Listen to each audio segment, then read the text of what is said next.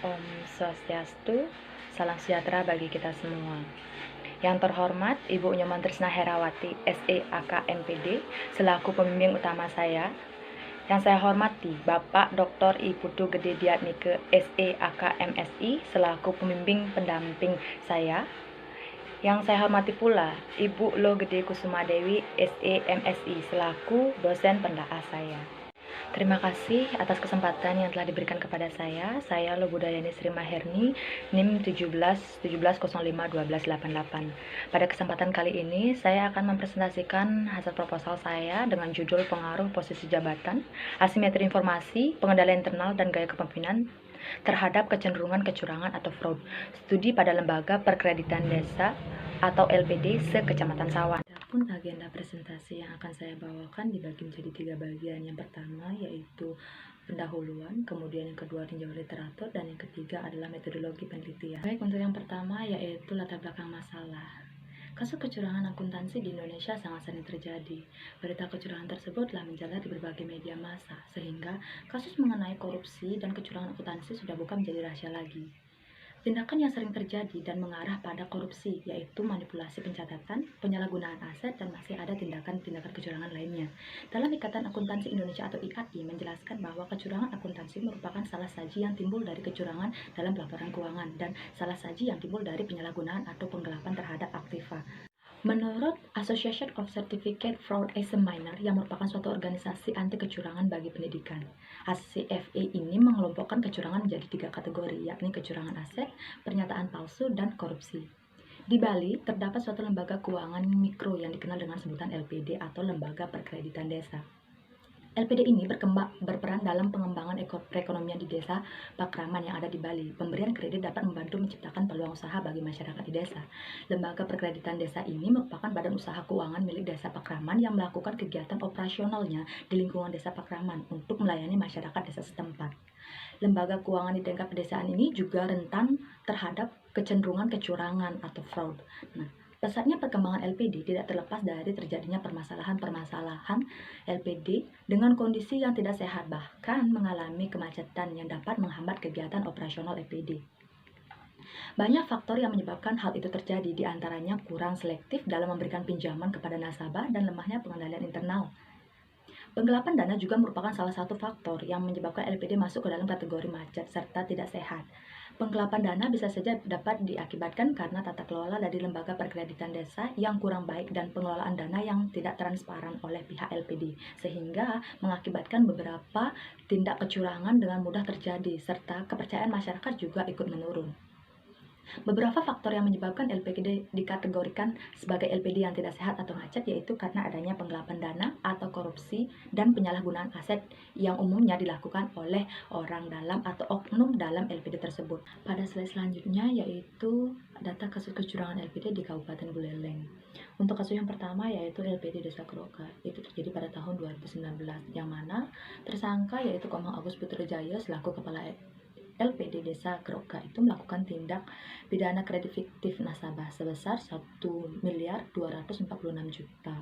Kemudian untuk kasus yang kedua yaitu LPD Desa Bebetin, itu terjadi pada tahun 2018, yang mana Icening Wartaneng itu pada saat itu menjabat sebagai kepala LPD melakukan korupsi yang merugikan LPD Desa Adat Desa Bebetin sebesar 2,4 miliar. Kemudian yang ketiga yaitu LPD Desa Sangsit, itu terjadi pada tahun 2020, yang mana salah satu oknum pegawai LPD Desa Sangsit menggelapkan dana sebesar 600 juta. Kemudian yang keempat yaitu LPD Desa Bangkang pada tahun 2018, yang mana I Gusti Ngurah Wibowo telah melakukan penggelapan dana nasabah yang diperkirakan mencapai 807 juta.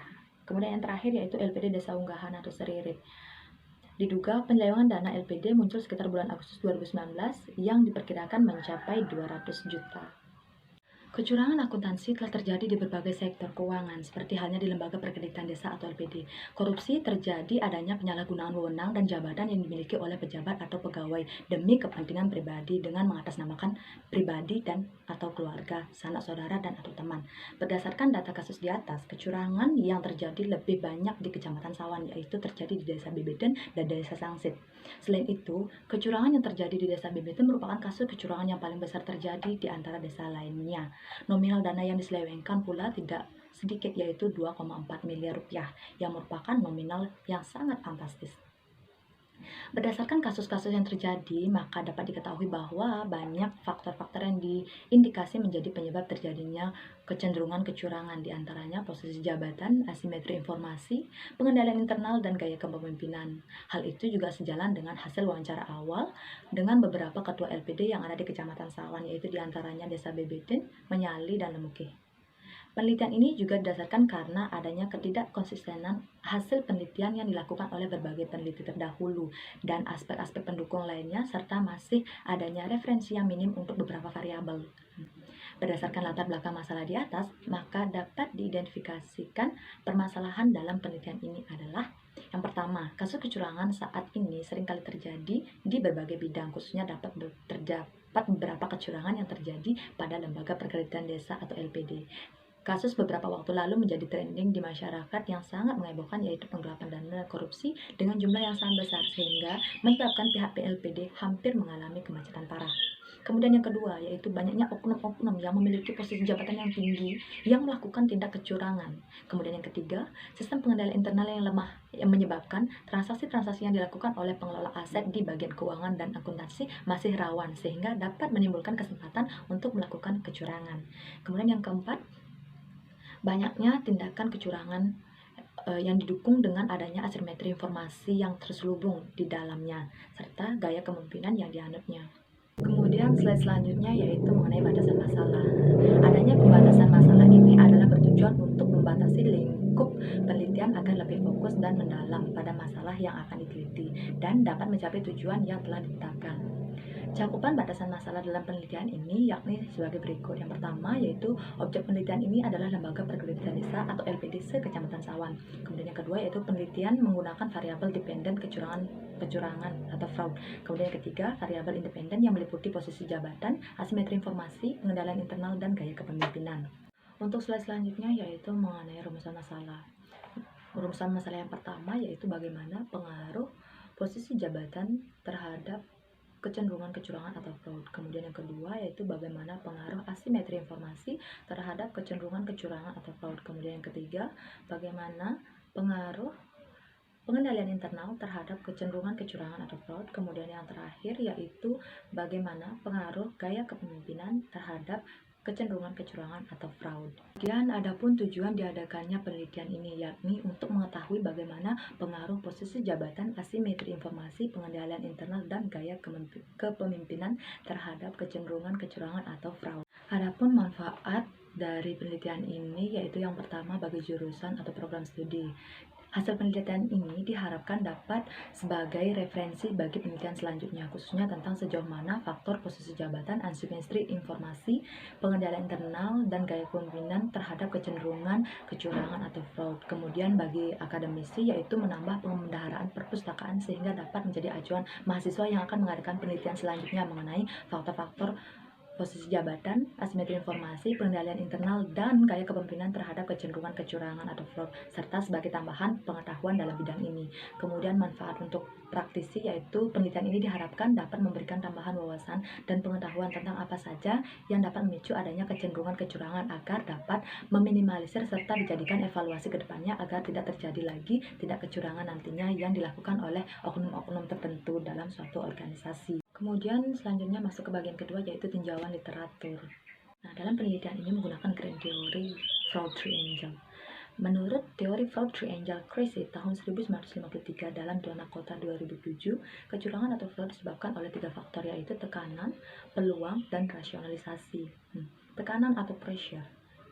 Motivasi dari individu karyawan untuk bertindak fraud dikarenakan adanya tekanan baik keuangan dan non-keuangan dari pribadi maupun tekanan dari organisasi. Karyawan mungkin merasa mendapat tekanan untuk melakukan kecurangan karena adanya tekanan akan kebutuhan atau masalah finansial. Menurut SAS nomor 99 terdapat 4 jenis kondisi yang umumnya terjadi pada tekanan yang mengakibatkan kecurangan, antara lain financial stability, external pressure, personal financial need, dan financial targets. Kemudian yang kedua itu yaitu peluang atau opportunity. Nah, peluang yaitu di situasi yang mana membuka kesempatan bagi manajemen atau pegawai untuk melakukan kecurangan, dikarenakan longgarnya pengendalian internal dan kurangnya pengawasan dalam suatu organisasi atau perusahaan dapat memicu karyawannya untuk melakukan tindak kecurangan. Dengan longgarnya pengendalian dan pengawasan tersebut, karyawan akan merasa mendapatkan kesempatan atau peluang untuk melakukan kecurangan. Kemudian yang terakhir yaitu rasionalisasi atau rationalization. Ada sikap, karakter, atau serangkaian nilai yang etis yang membenarkan manajemen atau pegawai untuk melakukan tindakan yang tidak jujur, atau mereka berada dalam lingkungan yang cukup menekan untuk membuat mereka merasa merasionalisasikan tindakan yang tidak jujur. Literatur-literatur yang mendukung teori tersebut, diantaranya yang pertama yaitu kecurangan. Dalam penelitian Ani Mujianingrum dijelaskan bahwa pengertian kecurangan atau fraud menurut Association of Certified Fraud Examiner adalah perbuatan-perbuatan yang bertentangan dengan hukum dan dilaksanakan secara sengaja untuk tujuan memanipulasi atau memberikan laporan yang keliru kepada pihak lain yang dilakukan oleh orang-orang yang berada di dalam atau di luar organisasi agar mendapatkan keuntungan pribadi maupun kelompok yang secara langsung maupun tidak langsung dapat merugikan pihak lain. Menurut Association of Certificate Fraud Examiner atau ACFE menggambarkan fraud ke dalam bentuk bagan yang dikenal dengan istilah fraud tree dalam Tuana Kota 2014. Nah, fraud tree atau pohon fraud menggambarkan cabang-cabang dari fraud dalam hubungan kerja beserta ranting dan anak rantingnya. Fraud tree mempunyai 3 cabang utama, yakni diantaranya penyimpangan atau penyalahgunaan terhadap aset, kemudian kecurangan laporan keuangan, dan korupsi. Kemudian selanjutnya yaitu posisi jabatan. Dalam KBBI atau Kamus Besar Bahasa Indonesia dijelaskan bahwa jabatan merupakan pekerjaan atau tugas pemerintahan atau organisasi. Nah, posisi jabatan adalah kedudukan yang dimiliki oleh seseorang yang memiliki wewenang yang cukup sehingga mudah baginya untuk mengambil keputusan dengan atau tanpa persetujuan bawahannya. Posisi jabatan merupakan hak yang formal dan sah untuk mengeluarkan wewenang dalam pengambilan keputusan, mengeluarkan perintah, dan mengalokasikan sumber daya agar tercapai. Kemudian literatur yang ketiga yaitu asimetri informasi. Asimetri informasi adalah situasi yang dimana terjadinya kesenjangan informasi antara pihak yang memiliki atau yang menyediakan informasi dengan pihak yang membutuhkan informasi. Asimetri informasi merupakan bentuk agensi problems yang terjadi dalam hubungan agensi. Literatur selanjutnya yaitu mengenai pengendalian internal. Nah, menurut Tunggal 2013 dalam bukunya mendefinisikan pengendalian internal merupakan rencana organisasi dan metode bisnis yang dipergunakan untuk menjaga aset, memberikan informasi yang akurat dan aktual, mendorong dan memperbaiki efisiensi jalannya organisasi, serta mendorong kesesuaian dengan kebijakan yang telah ditetapkan. Nah, kemudian pengendalian internal merupakan suatu cara untuk mengarahkan, mengawasi, dan mengukur sumber daya suatu organisasi yang berperan penting untuk mencegah dan mendeteksi penggelapan atau fraud dan melindungi sumber daya organisasi. Kemudian yang terakhir yaitu gaya kepemimpinan. Nah, gaya kepemimpinan adalah cara yang digunakan dalam proses kepemimpinan yang diimplementasikan dalam perilaku kepemimpinan seseorang untuk mempengaruhi orang lain agar bertindak sesuai dengan apa yang dia inginkan. Nah, dalam penelitian Yulia Devi tahun 2019 dijelaskan ada 4 macam gaya kepemimpinan menurut Robbins, yakni diantaranya yaitu gaya kepemimpinan karismatik, yang kedua gaya kepemimpinan transaksional, kemudian yang ketiga gaya kepemimpinan transformasional, dan yang terakhir yaitu gaya kepemimpinan visioner. Kemudian selanjutnya yaitu penelitian terdahulu yang relevan sebagai referensi. Nah, berikut ini adalah 5 penelitian terdahulu yang relevan yang digunakan sebagai referensi dalam pembuatan penelitian ini. Berdasarkan hasil yang relevan tadi, dapat disusun kerangka berpikir seperti pada gambar di slide. Selanjutnya yaitu pengembangan hipotesis. Nah, pada di slide, hipotesis pertama yaitu posisi jabatan berpengaruh signifikan positif terhadap kecenderungan kecurangan atau fraud. Kemudian, hipotesis kedua yaitu asimetri informasi berpengaruh secara signifikan positif terhadap kecenderungan terjadinya kecurangan atau fraud. Kemudian hipotesis yang ketiga yaitu pengendalian internal berpengaruh negatif terhadap kecenderungan terjadinya kecurangan atau fraud. Kemudian hipotesis yang terakhir yaitu gaya kepemimpinan berpengaruh negatif terhadap kecenderungan terjadinya kecurangan atau fraud. Kemudian agenda yang terakhir yaitu metodologi penelitian. Nah, yang pertama itu pendekatan dan jenis penelitian. penelitian. Nah, jenis penelitian yang digunakan dalam penelitian ini yaitu dengan menggunakan pendekatan kuantitatif yang berbentuk asosiatif, yang bertujuan untuk mengetahui hubungan antara dua variabel atau lebih. Kemudian selanjutnya itu lokasi penelitian. Lokasi yang dilakukan pada penelitian ini yaitu Lembaga Perkreditan Desa atau LPD se-Kecamatan Sawan. Pemilihan lokasi di Kecamatan Sawan ini sebagai lokasi penelitian adalah karena masih ada beberapa LPD yang tersandung kasus kecurangan, baik itu korupsi maupun penggelapan lainnya yang dilakukan oleh oknum-oknum tertentu. Selain itu, alasan lainnya yaitu di LPD Kecamatan Sawan itu beragam status kesehatan LPD-nya. Tidak hanya sehat semua, tapi juga ada yang kurang sehat ataupun macet, serta dikondisikan dengan jumlah responden yang tersedia karena ada beberapa kecamatan yang belum memenuhi kriteria. Kemudian LPD di Kecamatan Sawan ini terdapat 18 desa, yakni Desa Sangse, Danginyeh, Desa Sangse Dauyeh, Bungkulan, Jagerage, Menyali, Sawan, Bibitin, Sekumpul, Lemukeh, Kerobokan, Lebah, Manuk Sese, Sari Besikan, Sinabun, Suwuk, Kloncing, Sudaji, dan Desa Galungan.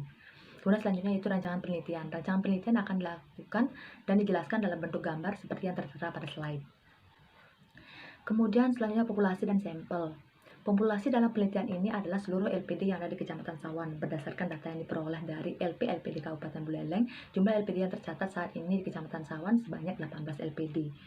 Dalam penelitian ini menggunakan metode total sampling, yang artinya teknik pengambilan sampel di mana jumlah sampel sama dengan jumlah populasi. Alasan mengambil total sampling karena jumlah populasi kurang dari 100, maka sampel yang digunakan di sini yaitu seluruh pegawai yang ada di seluruh LPD dengan jumlah 86 orang. Kemudian selanjutnya jenis dan sumber data. Jenis data yang dipergunakan dalam penelitian ini adalah data primer dan data sekunder. Data primer dalam penelitian ini didapat dari hasil wawancara dan melalui kuesioner. Kemudian untuk data sekunder yaitu berupa penelitian-penelitian terdahulu yang pernah dilakukan dan diuji keabsahannya, serta data yang berasal dari pihak lembaganya yang berupa data tertulis. Kemudian selanjutnya yaitu metode pengumpulan data. Nah, dalam penelitian ini dikumpulkan melalui metode angket, yaitu dengan menyebarkan daftar pertanyaan atau kuesioner yang akan diisi dan dijawab oleh responden. Kuesioner tersebut terdiri dari pertanyaan-pertanyaan yang diberi penjelasan untuk setiap pertanyaannya agar mempermudah responden dalam menjawab. Kemudian, metode pengambilan sampel yang digunakan dalam penelitian ini adalah metode total sampling atau sampel jenuh, sehingga diperoleh jumlah sampel sama dengan jumlah populasi. Kuesioner ini disusun menggunakan skala Likert. Kemudian selanjutnya, variabel dan definisi operasional variabel penelitian. Dalam penelitian ini, variabel yang digunakan terbagi menjadi dua, yakni variabel bebas atau variabel independen dan variabel terikat atau variabel dependen. Variabel independen yakni posisi jabatan, asimetri informasi, pengendalian internal, dan gaya kepemimpinan. Sedangkan untuk variabel dependennya yakni kecenderungan kecurangan atau fraud. Kemudian metode analisis. Dalam metode penelitian ini menggunakan analisis regresi berganda untuk mengetahui pengaruh variabel independen terhadap variabel dependen. Sebelum melakukan uji hipotesis, terlebih dahulu menguji analisis kualitas data dengan uji validitas dan uji reliabilitas, kemudian dilakukan dengan uji asumsi klasik. Kemudian slide selanjutnya yaitu instrumen pengumpulan data. Nah, di sini ada 5, yaitu yang pertama statistik deskriptif, kemudian uji instrumen, kemudian uji asumsi klasik, ada uji ketetapan model, dan regresi linear berganda. Nah, untuk yang pertama, yaitu statistik deskriptif. Statistik deskriptif ini merupakan proses transformasi data penelitian dalam bentuk tabulasi, sehingga mudah dipahami dan diinterpretasikan. Kemudian yang kedua yaitu uji instrumen. Uji instrumen ini ada dua, yaitu uji validitas dan reliabilitas. Kemudian yang ketiga yaitu ada uji asumsi klasik. Uji asumsi klasik terdiri dari uji normalitas, uji multikolinearitas, dan uji heteroskedastisitas. Kemudian yang keempat yaitu uji ketetapan model. Uji ketetapan model ini terdiri dari 3, yaitu uji F, uji koefisien determinasi atau R2, dan uji T. Kemudian yang terakhir yaitu regresi linear berganda.